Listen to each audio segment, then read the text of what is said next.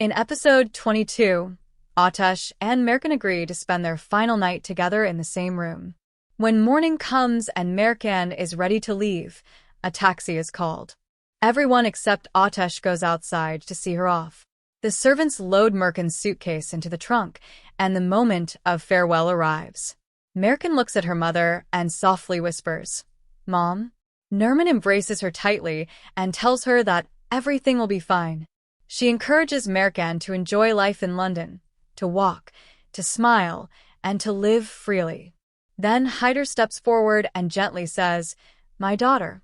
He wishes her a safe journey, tells her that he will always be by her side, and that he loves her very much, and hugs her tightly. Hyder loves Merkan deeply, like all fathers do. Watching this scene, it is impossible not to be moved. I couldn't hold back my tears. I found myself thinking about my own father, just as caring, just as loving. Sadly, he is no longer with us, and I miss him very much. I believe everyone loves their father the way I do, and the way Merkan loves hers. If you feel the same, please leave a like under the video and share your thoughts in the comments. Muzian and Semel watch Merkan prepare to leave. Muzian tells Semel that the farewell is not over yet, that she dislikes scenes of separation, and asks him to go back inside with her. After Muzian leaves, Semel pauses for a moment, looking at Merkan as if he wants to say something important, but he doesn't dare. Silently, he turns and goes back into the house. All this time, Asli stands on the balcony, telling herself that Merkan is finally leaving this house, and that soon, she may leave this bright world as well. In Asli's twisted thoughts, this would finally rid her of Merkan forever. With a heavy heart, Merkan tells her parents that the longer they stand there, the harder it becomes for her. She asks them to let her leave quickly.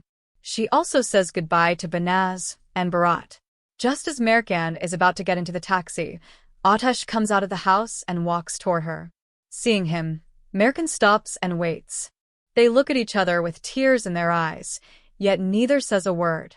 Then Merkan gets into the taxi, and the car slowly pulls away. Inside, Atesh whispers, "Don't go, Merkan," but she does not hear him. The taxi carries her farther and farther away. As the car disappears into the distance, Atesh walks after it, unable to take his eyes off it, tears streaming down his face. Merkan sees in the mirror how Atesh runs after the taxi, but she does not ask the driver to stop. Later, Atesh gets into his own car and drives to the place where he first met Merkan. There, he remembers the day he saw her for the very first time. Overcome with pain, he realizes that he never managed to say the words that mattered most. Stay. Atesh types a message on his phone. Come back. Don't go, my mermaid. But he cannot bring himself to send it. He deletes the message. Unable to bear the emotional pain, Atesh climbs a hill and screams at the top of his lungs. Meanwhile, Semel, unable to reach Atesh and overwhelmed with worry, goes out into the yard, terrified that something may have happened to him. When he sees Atesh slowly returning, Semel rushes toward him, saying he had been trying to reach him the entire time, that he was frightened and didn't know where he had gone. At the doorstep, Atesh suddenly freezes. Before his eyes appears Merkan. "You haven't left yet?" he asks softly. In the next moment, she disappears. Atesh sinks deeper into sorrow. Seeing his condition, Semel asks if he is all right. Atesh replies that everything is fine and quickly walks inside. Semel follows, urging him to slow down, saying that Atesh is clearly in terrible shape. Suddenly, Atesh stops and admits the truth. He is not well at all. He says he is falling apart, asks Semel to leave him alone for a while, and says he does not want to talk to anyone. Semel tells him that it is not too late, that he can still go after Merkan. Atesh quietly answers that now it is already too late. "It's not too late to go," Semel insists. "It will be too late if you don't go.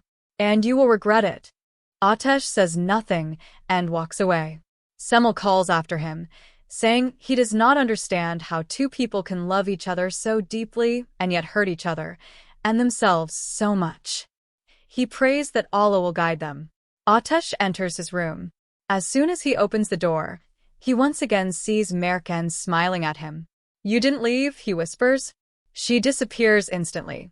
Broken and exhausted, Atesh walks deeper into the house in silence.